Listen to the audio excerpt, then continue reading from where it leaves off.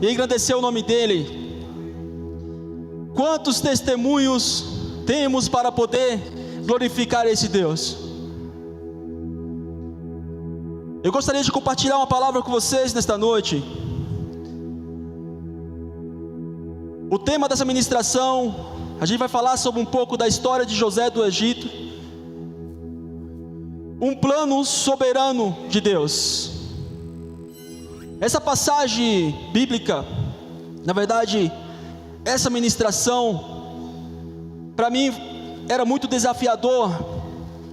E esses dias eu comecei a buscar o Senhor, e eu falei: Deus, fala ao meu coração o que o Senhor quer falar com a tua igreja.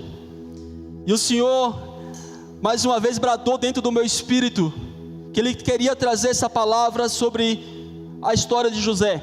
Antes de entrarmos na palavra de Gênesis, vamos ler Jeremias, capítulo de número 29, versículo 11. Diz assim: porque eu bem sei os pensamentos que penso de vocês, diz o Senhor, são pensamentos de paz e não de mal, para vos dar o fim que esperais. Essa passagem que se encontra aqui em Jeremias me chamou muita atenção, porque muitas das vezes nós temos muitos planos e nós temos as nossas regras, nós temos os nossos planejamentos. Só que quando a gente lê aqui em Jeremias, capítulo de número 29, versículo 11, diz que o Senhor tem pensamentos acerca de nós, e pensamento de bem e não de mal. No versículo de número 12 diz: então me invocareis, e ireis e orarei a mim, e eu vos ouvirei.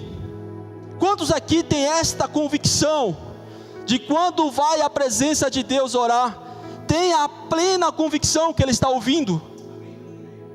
Amém? Temos algumas pessoas que têm essa convicção. Eu tenho certeza que até o final deste culto, se não 100%, mas pelo menos os 80% vão ter a certeza que Ele escuta. Amém? E o versículo de número 13 diz: e buscar-me-eis e me achareis, e quando me buscardes de todo o vosso coração, e serei achado de vocês, diz o Senhor, e farei voltar os vossos cativos, e congravos-ei de todas as nações, de todos os lugares para onde vos lancei, diz o Senhor, e tornarei a trazer-vos ao lugar de onde vos transportei. Meus irmãos, eu conheço algumas pessoas que estão aqui no auditório. Eu até sei algumas idades de alguém aqui. Eu não sei as idades de todos que estão neste auditório, mas eu tenho uma boa notícia para te trazer nesta noite. O Senhor te conhece, e Ele sabe de todas as coisas. Ele sabe quem é você desde o ventre da sua mãe. Foi Ele que escolheu. E quando nós estivermos respirando, há um projeto de Deus na nossa vida. Há um plano de Deus estabelecido em nossa vida para concretizar. Meus irmãos, a gente começa a analisar o contexto das passagens bíblicas, e desde de Gênesis até Apocalipse, nós nunca vimos Deus frustrado em nenhuma guerra. Em todos os cenários bíblicos, Deus sempre foi bem sucedido naquilo que Ele prometeu e naquilo que Ele fez. Então eu tenho certeza que agora, nesse tempo que vivemos, as promessas que Ele tem acerca de mim e acerca de você, ainda estão de pé, e Ele não vai se frustrar. Deus não se frustra pelaquilo que Ele promete. O que Ele promete, Ele cumpre, e há um tempo determinado para o cumprimento dessas promessas. Às vezes nós queremos colocar tempo, a gente quer colocar data. Isso é plano nosso, isso é apenas plano do homem, mas os planos de Deus estão de pé. E quando acontecer, uau, nós vamos se alegrar, nós vamos se alegrar e vamos falar: uau, eu esperei e muitas das vezes eu me agitei, mas hoje eu vejo as tuas promessas nas minhas mãos. Glória a Deus. Vamos ler Gênesis capítulo de número 37, e vamos entrar nesta jornada e nesse caminho que o Senhor está trilhando para que nós possamos caminhar. Vai ser tremendo, eu tenho uma plena convicção. Glória a Deus. Gênesis de número 37, diz assim, versículo 1: E Jacó habitou na terra das peregrinações de seu pai, na terra de Canaã. Estas são as gerações de Jacó, sendo José de 17 anos. Apacentava as ovelhas com seus irmãos, e estavam este jovem com os filhos de Bila e os filhos de Gilpa, mulheres de seu pai.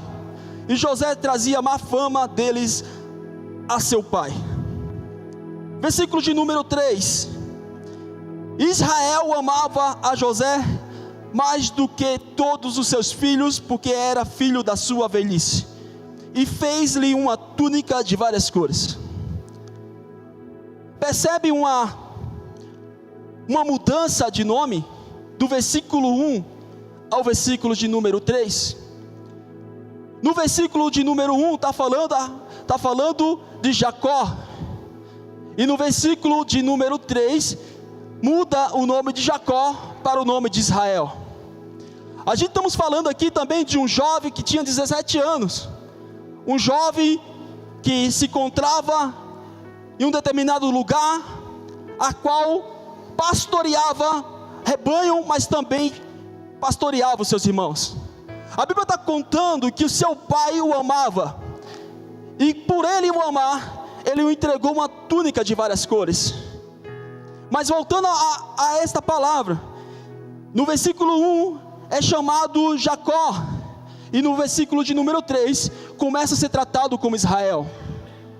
Eu quero nessa noite te trazer à memória, caso você tenha esquecido, quem era Jacó.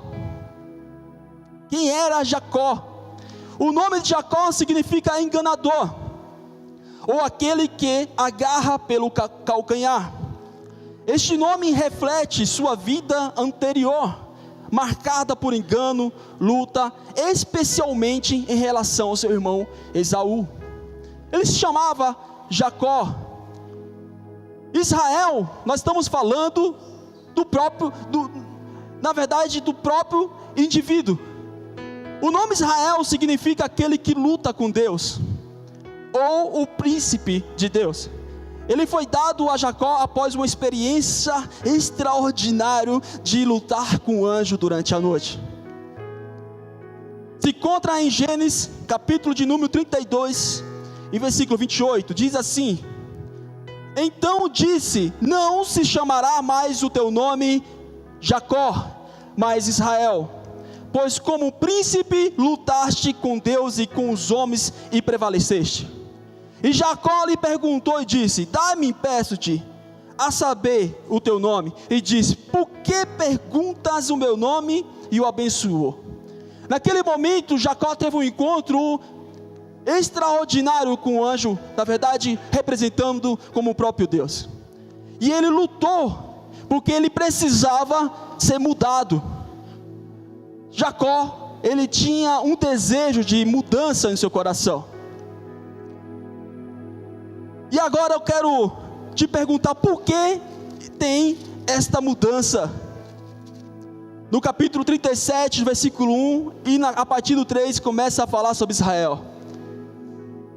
No verso 1, Jacó é referido pelo nome de sua juventude, e pela sua história de vida antes da sua transformação. Ele está vivendo como um pai, em um contexto familiar. Já no versículo de número 3, ao ser chamado de Israel, isso indica uma ênfase na sua identidade e na responsabilidade que ele tem como patriarca do povo de Deus. É uma referência ao seu papel na formação da nação de Israel, que virá a partir de seus filhos. há uma revelação profunda entre o versículo de número 1 ao versículo de número 3. No versículo de número 1, ele se referia naquele momento com Jacó em um lado natural, e numa lembrança ou numa situação antiga da sua mocidade, da sua juventude. Mas quando ele vai abençoar o seu filho, no versículo de número 3, ele usa a autoridade que Deus tinha entregado para ele em Peniel. Ele usa de uma autoridade patriarca que ele tinha recebido de Deus naquela luta. Ali já começa algo extraordinário na vida daquele jovem chamado José.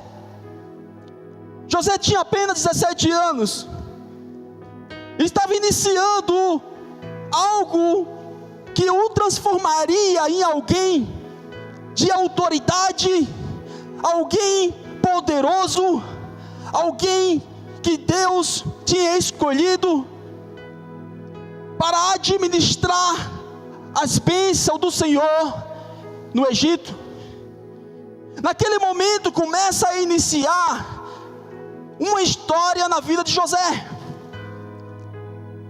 Naquele momento que foi trago através de Israel uma túnica que chamou a atenção dos seus irmãos, uma túnica de várias cores que tinha grande significado, que foi entregue para alguém.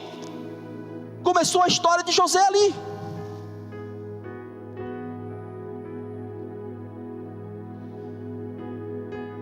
Esta dualidade da identidade, a mudança de nome ressalta a dualidade da identidade de Jacó para Israel.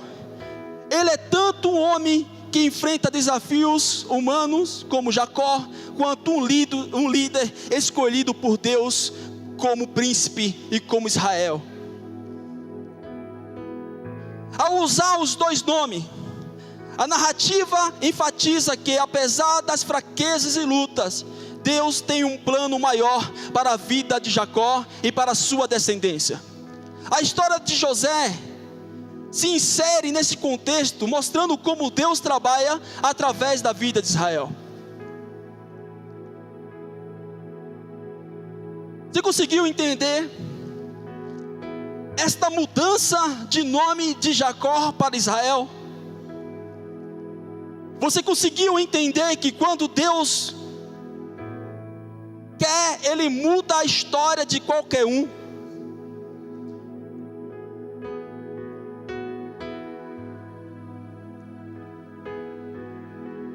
Vamos continuar a leitura no versículo de número 4 de Gênesis 37. Vendo, pois, os seus irmãos que seu pai o amava mais do que a todos os seus irmãos, aborreceram e não podia falar com ele pacificamente. Como eu disse, no versículo de número 3 iniciou algo na vida de José, e no versículo de número 4 Deus começa a dar visão, Deus começa a dar sonhos para José. Versículo de número 5 diz: sonhou também José um sonho, que contou aos seus irmãos, por isso o aborreciam ainda mais. E disse-lhes: ouve-me, peço-vos, este sonho que sonhei. Eis que estávamos atando molhos no meio do campo, e eis que o meu molho se levantava e também ficava em pé, e eis que os vossos molhos o rodeavam e se inclinavam ao meu molho. Então lhe disseram seus irmãos: tu, pois, reinarás sobre nós? Tu terás domínio sobre nós? Por isso tanto mais o aborrecia por seus sonhos e por suas palavras. Novamente, José, não sei, meus irmãos, a gente pode pensar, a gente temos esse dever de pensar. Será que José era tão inocente a ponto de ver seus irmãos aborrecidos, chateados, com ciúme, e ele ousa falar dos sonhos continuamente? Porque José já tinha falado, na verdade José já tinha passado por uma experiência, que o seu pai o tinha dado uma túnica, e ele notou que que o cenário tinha mudado, que o cenário não era tão favorável para ele, havia chamado a atenção dos seus irmãos. De repente José tem um sonho e aproveita, não sei se estava naquele banquete, não sei se todos estavam naquela mesa, mas a Bíblia nos dá o direito de pensar e de imaginar, porque fala que todos ficaram aborrecidos. José conta do sonho que ele tem. Quando ele termina de contar aquele sonho, os seus irmãos se manifestam com suas palavras e falam: então você vai reinar acima de nós? Então você vai ter domínio de nós, acima de nós? Tudo bem. De repente José não fica contente, tem outro sonho e resolve contar novamente para os seus irmãos. E sonhou ainda outro sonho, no versículo de número 9: e contou a seus irmãos, e disse: eis que ainda sonhei um outro sonho, e eis que o sol e a lua e 11 estrelas se inclinavam a mim. E contando o seu pai e seus irmãos, repreendeu. E o seu pai disse-lhe: que sonho é este que sonhaste? Porventura viremos eu, tua mãe e teus irmãos inclinar-nos perante ti em terra? Dessa vez não foi somente os seus irmãos, dessa vez foi o pai. Ele falou: então a toda a família vai vir se prostrar em terra diante de você, José. Então percebe que algo chamou a atenção de sua família. Meus irmãos, eu não sei como que está a sua situação.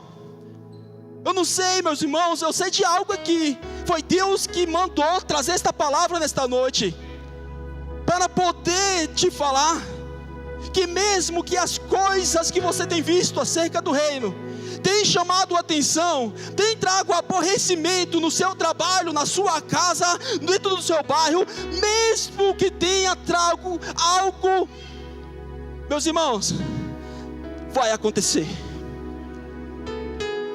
Vai acontecer a promessa. Pode trazer o que for, mas o Senhor vai fazer acontecer a promessa dele na tua vida.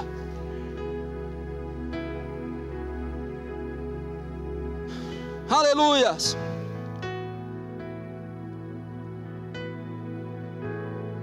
Eu começo a entender que Deus muda a história para que a promessa dele aconteça. Deus muda a história para que a promessa dele aconteça. Deus muda o que for preciso para que ele possa agir, para que ele possa fazer acontecer algo extraordinário dos céus aqui na terra. Amém?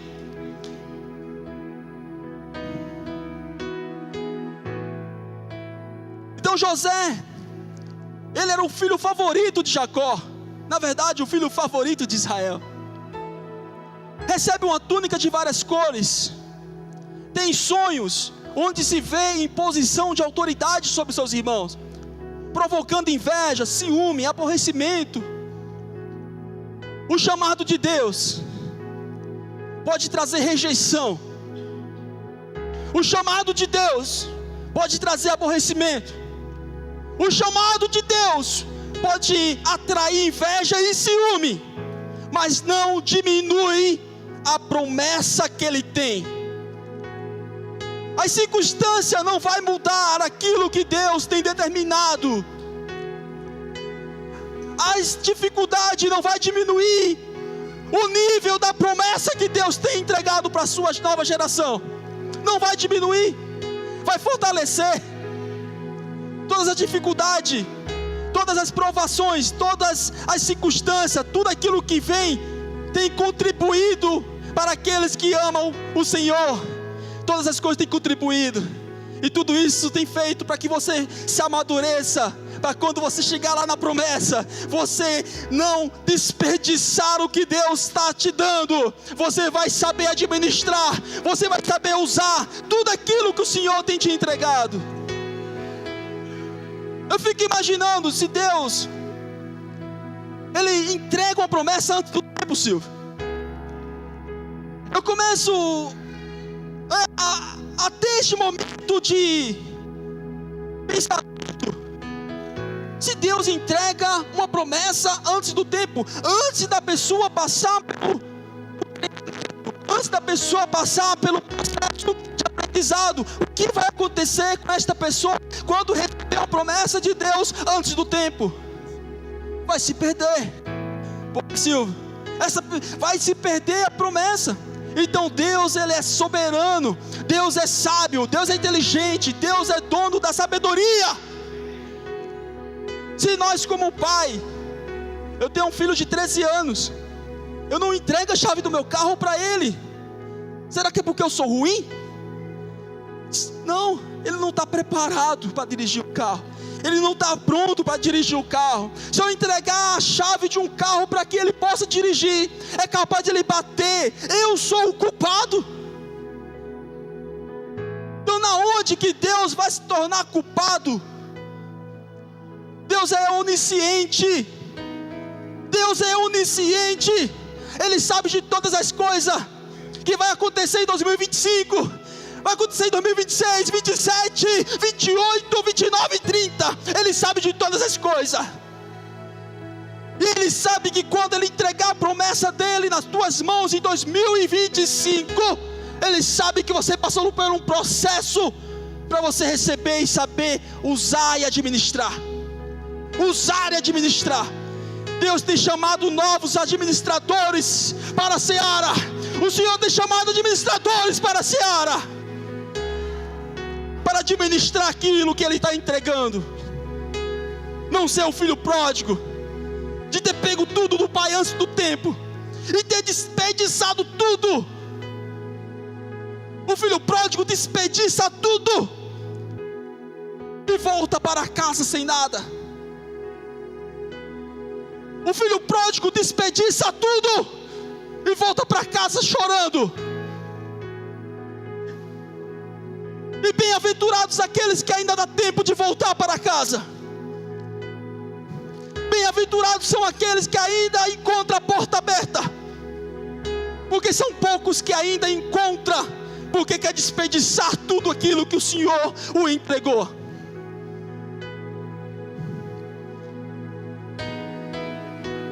O chamado de Deus pode trazer rejeição, mas não diminui sua promessa.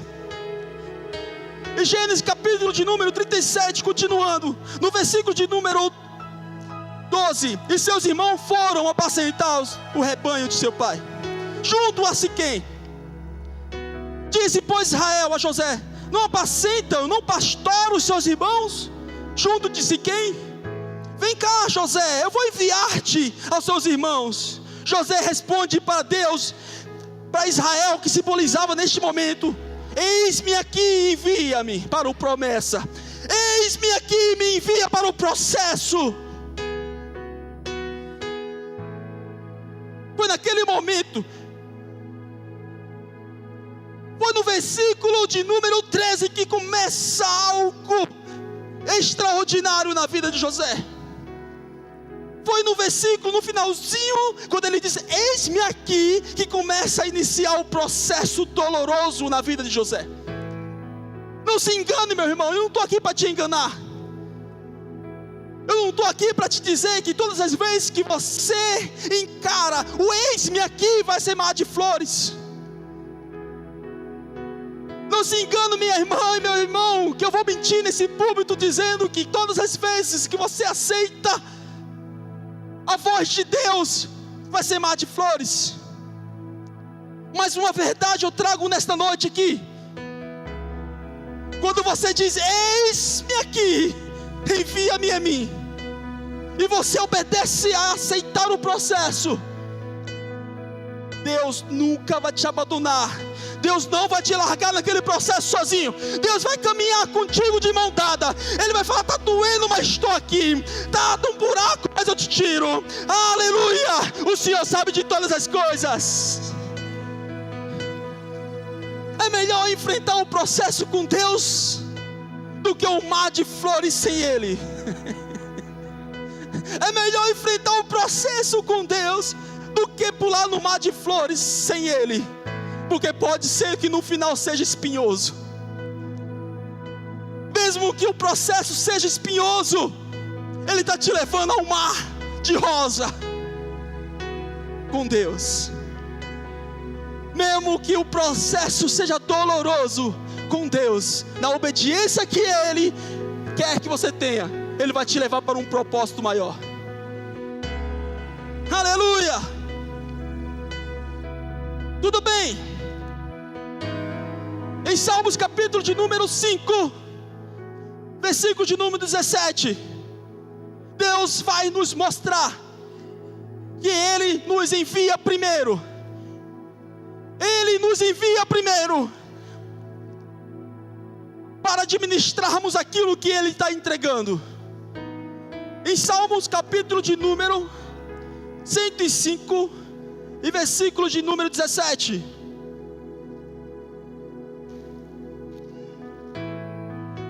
diz assim: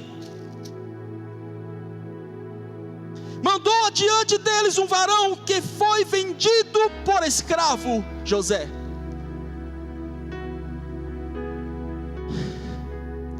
Gênesis capítulo de número 39, versículo 1.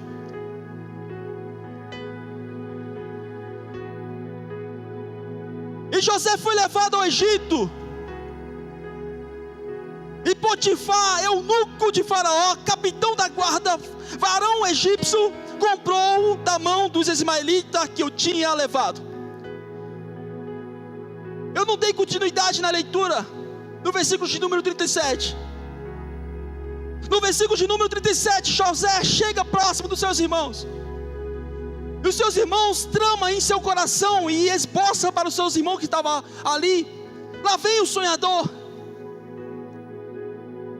lá vem aquele que disse que vai ser sobre nós, lá vem aquele que o papai o ama. Olha mesmo lá, ele vem com a túnica ainda para se amostrar. Deixa ele chegar aqui que a gente vai matar ele e vamos ver do que vai ser do sonho dele. Quando José chega naquele lugar, meus irmãos, o que seus irmãos fazem? Jogam ele no buraco. Os seus irmãos resolvem não matar, mas resolvem jogar no buraco. E de repente vai passando uma carruagem dos ismaelitas, e um dos seus irmãos se manifesta e fala assim: não vamos matar, vamos entregar para os ismaelitas, vamos vender como escravos. E vende José como escravo. Os irmãos de José começam a colocar ele dentro do processo real que ele precisava viver para o propósito de Deus. Mas eles achavam que estavam fazendo ruim para José. Esqueceram que José era alguém que aceitava o que o pai falava. Eles não sabiam que José tinha dito: eis-me aqui. Eles não imaginavam que José tinha colocado a mão do arado e falado: eis-me aqui, pode me enviar. E ele vai. Quando ele sai com os ismaelitas vendem para um homem chamado Potifar, um eunuco de Faraó, um capitão da guarda, um varão egípcio, o comprou. E o Senhor estava com José. Está aqui no versículo número 2, se vocês puderem, deixa projetado, por favor. Gênesis 39, versículo 2. E o Senhor estava com José. Substitui esse nome pelo teu. Se você disse: eis-me aqui, ou se você vai dizer: eis-me aqui nesta noite, Deus vai estar contigo. E foi um varão próspero, e estava na casa de seu senhor egípcio. Vendo, pois, o seu senhor que o Senhor estava com ele, e que tudo o que ele fazia, o Senhor prosperava em sua mão, José achou graça aos seus olhos, e servia-o, e ele o pôs sobre a sua casa, e entregou na sua mão tudo o que tinha. E aconteceu que desde que puseste sobre a sua casa, e sobre tudo o que tinha, o Senhor abençoou a casa do egípcio, o Senhor abençoou a casa de Potifar. Quando o Senhor está no negócio, meus irmãos, a prosperidade é certeza. Você sabe o que significa prosperidade? A prosperidade é a plena certeza. A prosperidade é a multiplicação. A prosperidade é quando Deus quer que aquele negócio seja abençoado. Foi isso que aconteceu na casa de Potifar. Tudo foi próspero.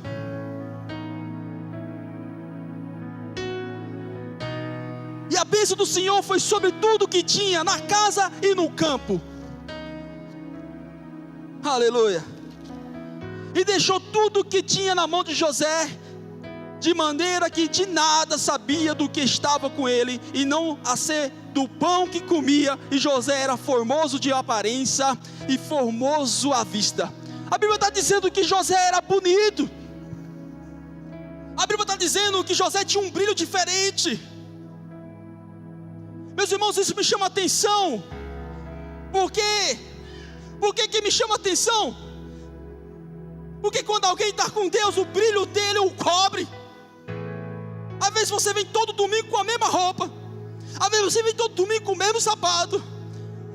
Às vezes você vem para a igreja todos os domingos com o mesmo penteado. E a pessoa fala: uau, você está bonito. Não, você está mais bonito do que domingo passado. É a presença de Deus, meus irmãos. É a presença, não se iluda, é a presença do Senhor que está contigo. É Deus, só pode ser.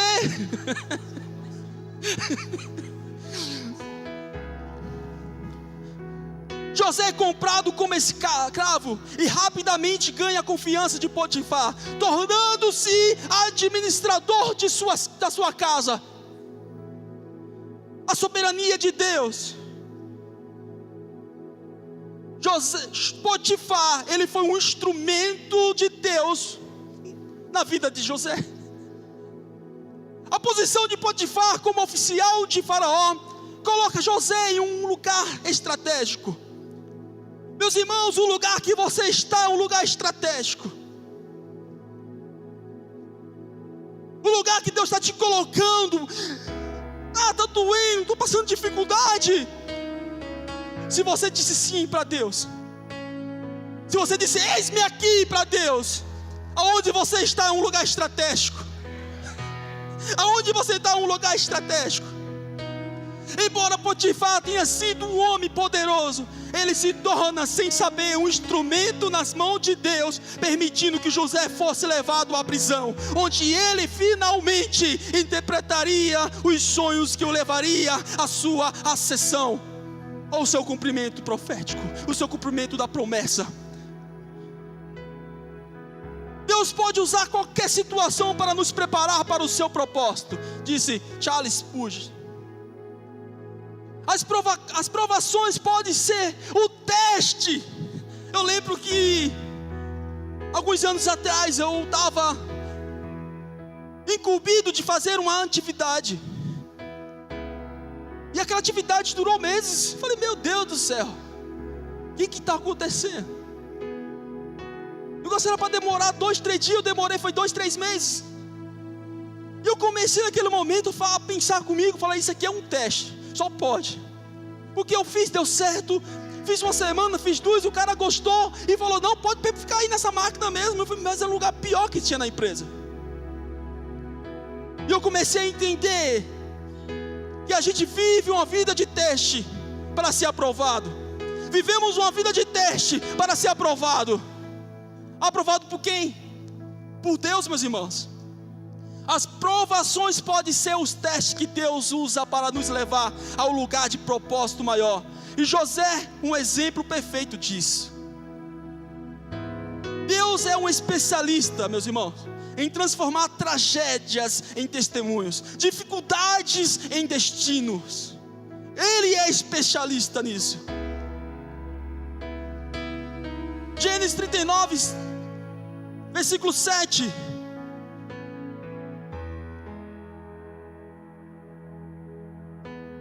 E aconteceu depois destas coisas que a mulher de seu senhor pôs os olhos em José e disse: deita-te comigo. Porém ele o recusou e disse à mulher do seu senhor: eis que o meu senhor não sabe do que há em casa, comigo e entregou em minhas mãos tudo o que tem. Ninguém é maior do que eu nesta casa, e nenhuma coisa me vedou senão a ti, porquanto tu és a sua mulher.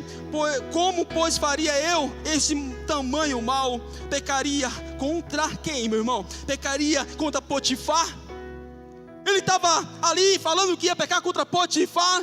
Não, José, ele estava incumbido a cumprir um propósito de Deus, um propósito maior. Ele fala: não, eu não vou pecar contra Deus.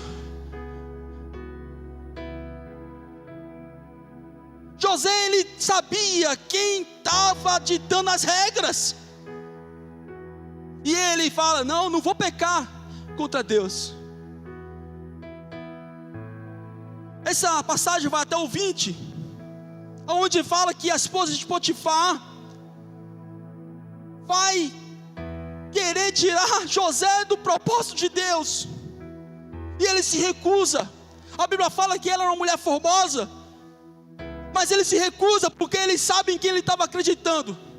Ele sabe que quem estava prometendo era maior do que qualquer coisa naquele tempo, e ele desiste ali de aceitar qualquer coisa que aquela mulher estivesse oferecendo. Ele corre, mas ela não desiste. Ela rasga suas vestes e fala que José assediou, que José fez aquilo que ela queria, sendo que ele não tinha feito. Só que o que acontece? Potifar coloca José ainda mais dentro da promessa de Deus. As pessoas que não conhecem muito bem a história vão achar que Potifar naquele momento foi alguém muito bondoso, que pega José e fala assim: tá, vai lá para a promessa de Deus. Não, ele foi preso injustamente. Você se lembra que José, ele foi para o buraco, seus irmãos jogaram ele no buraco? Você se lembra que José, ele foi vendido para os ismaelitas? Então sabe de mais alguma coisa aqui? José foi preso injustamente, para poder cumprir uma vocação, um chamado que Deus tinha determinado para ele.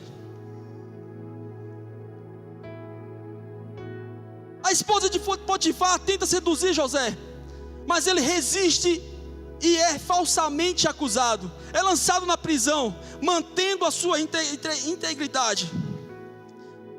A fidelidade de Deus é fundamental, mesmo em meio às injustiças. A fidelidade de Deus é fundamental, mesmo em face de injustiça. Ele é fiel. Você está sendo injustiçado? Deus é fiel. Aleluias. Gênesis 39, 21. Aleluia. O Senhor, porém, estava com José e estendeu sobre ele a sua benignidade, deu-lhe graça aos olhos dos carcereiros, e os carcereiros entregou na mão de José todos os presos que estavam na casa do cárcere, e ele fazia tudo o que se fazia ali. E os carcereiros não teve cuidado nenhuma coisa que estava na mão dele, porquanto o Senhor estava com ele, e tudo o que ele fazia, o Senhor o prosperava. Olha o processo que José começou a viver. Em todas as etapas do processo, José fazia com que as coisas prosperavam, porque o Senhor estava com ele. Até na cadeia, ele chegou na cadeia, tudo que José fazia era excelente, tudo que José fazia chamava a atenção dos senhores, e rapidamente José era colocado em um patamar superior. Rapidamente José era chamado a subir os altos níveis de autoridade como líder. Deus estava preparando José para algo muito maior. Deus estava preparando José para algo gigante. E Deus estava constantemente com José. José estava vivendo um teste em cada etapa. José estava vivendo um teste em cada etapa. Como que José vai se comportar no buraco? Quieto. Como que José vai se comportar dentro de uma carruagem, sendo preso vendido como escravo? Como? Quieto, esperando acontecer. E quando ele chega na casa de alguém influente, que foi Potifar, ele falou assim, já está começando. Ele começou ali a se posicionar, e ele começa a crescer na casa de Potifar. Foi para a cadeia, ele começa a crescer na cadeia. Ele ficou como líder dos presos. Ele começou a ditar direcionamento para os presos dentro daquele lugar.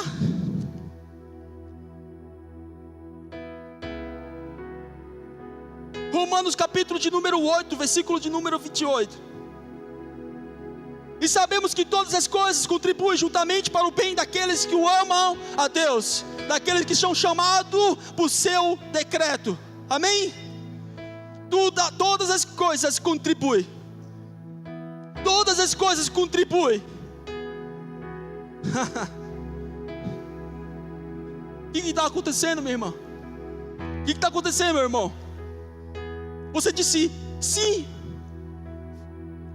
O processo pode ser doloroso, mas não vai diminuir a promessa que Ele tem acerca da sua vida, da sua família. Não vai diminuir. Gênesis 40, versículo 1. E aconteceu que depois destas coisas que pecaram o copeiro do rei do Egito e o padeiro contra o seu senhor, o rei do Egito. Indignou-se Faraó muito contra os seus dois eunucos, contra o copeiro e contra o padeiro, e o entregou à prisão.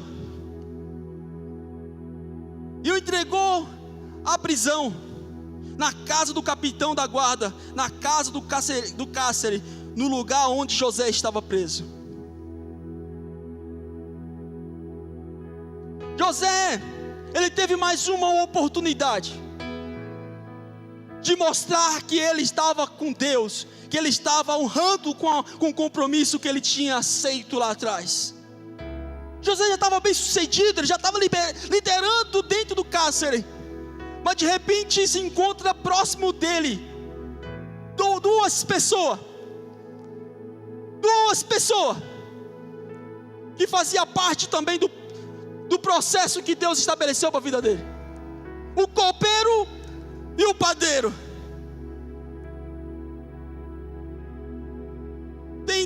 Eles têm um sonho dentro da cadeia, e esse sonho foi interpretado por José.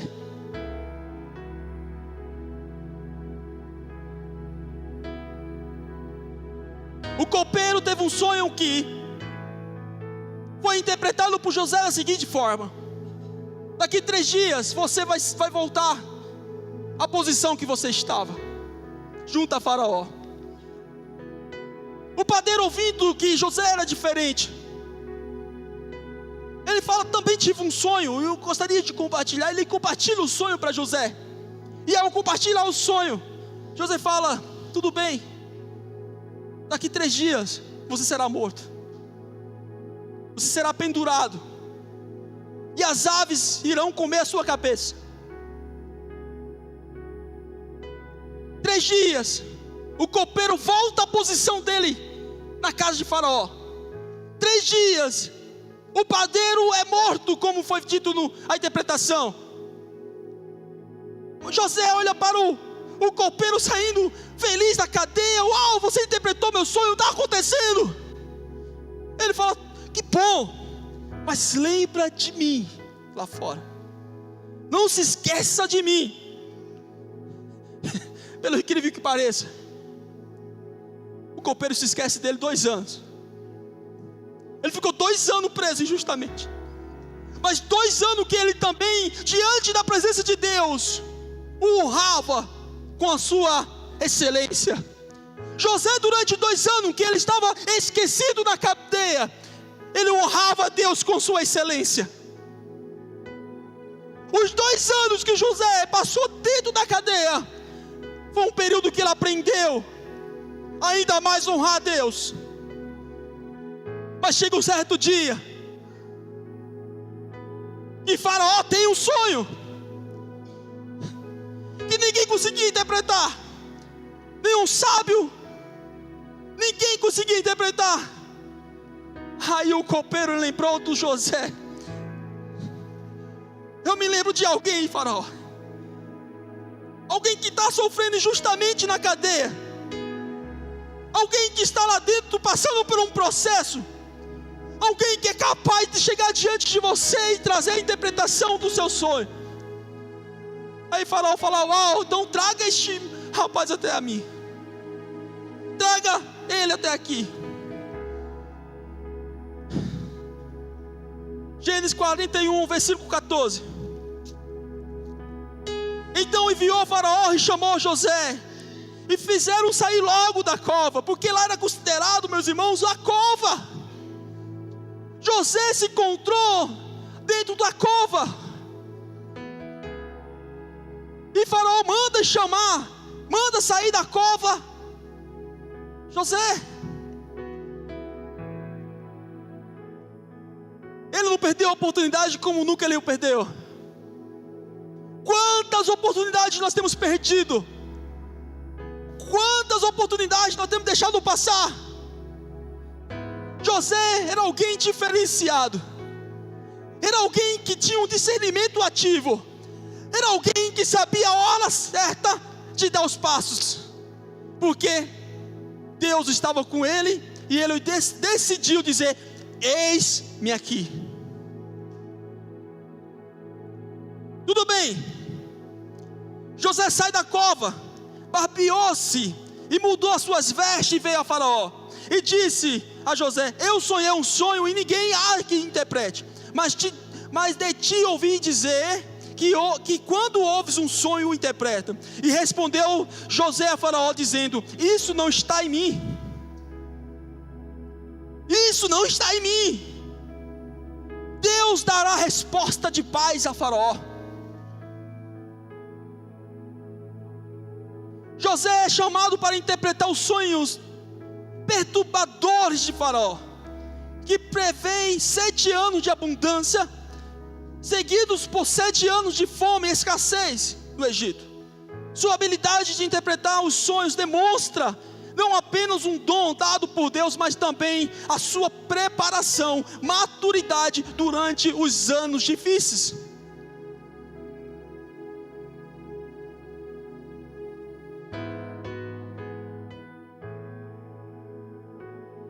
Aleluias.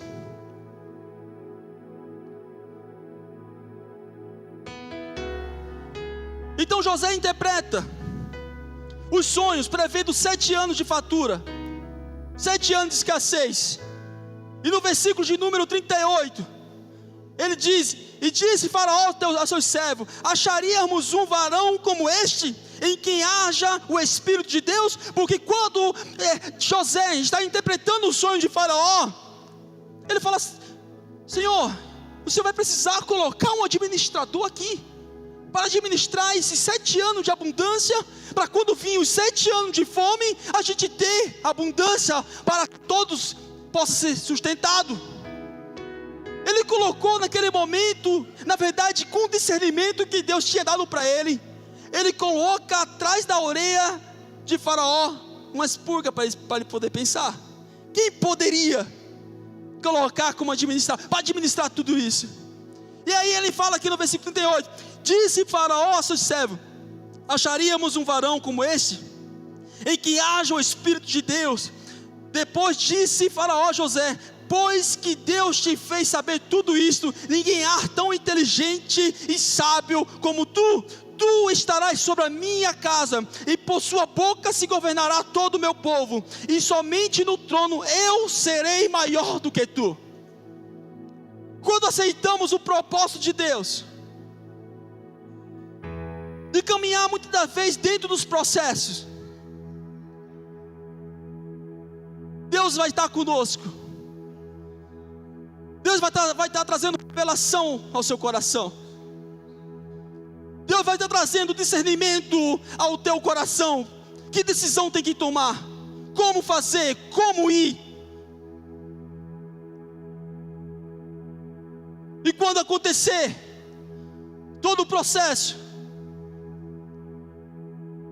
Quando você achar que está doendo demais, quando você achar que o negócio não dá mais,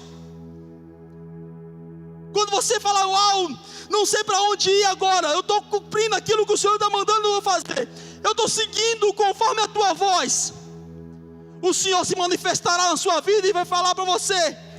É você que vai administrar, é você que vai ser um abençoador. Sobre o trono eu permaneço, mas você estará governando. Você estará sobre esta opressão, você estará sobre este obstáculo. O obstáculo e a opressão não vai estar sobre você mais. Aleluia. Aleluias.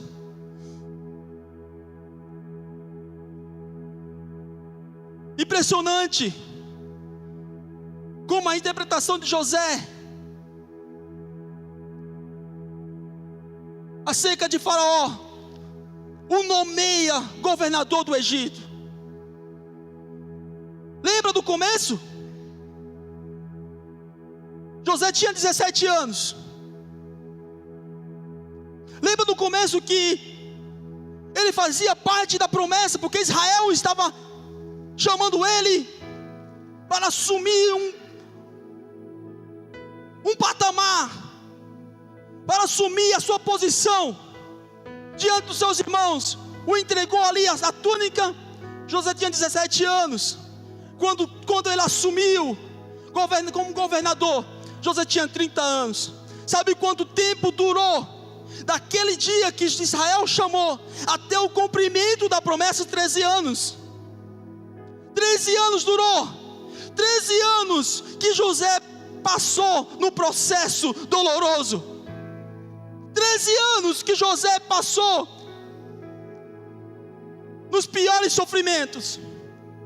13 anos que passou que José estava encarando o seu propósito de vida. E disse um sim. Ministério de louvor, se você puder subir, agradeço. Olhando a hora aqui, uma hora passou rápido demais. Uau, já vai acabar já. Então assim, quanto tempo está demorando para o cumprimento da promessa? Quanto tempo você está vivendo? Quanto tempo? Mas faz parte do processo.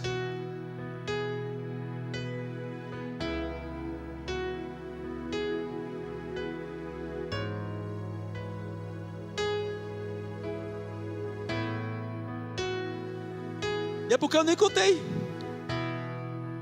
que os irmãos dele vão lá depois para pegar mantimento, para ser sustentado. A gente chegou nessa parte, mas eu não vou para frente não. Eu gostaria de já parar por aqui.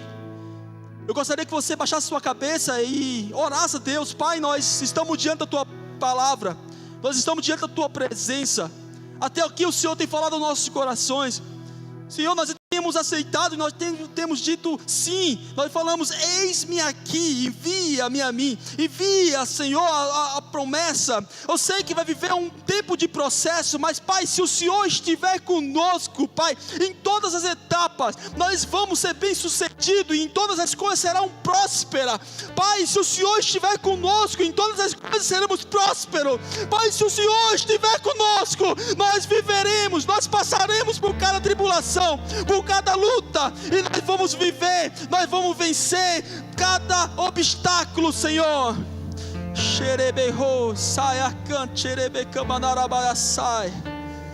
Espírito Santo da verdade, clamamos nesta noite,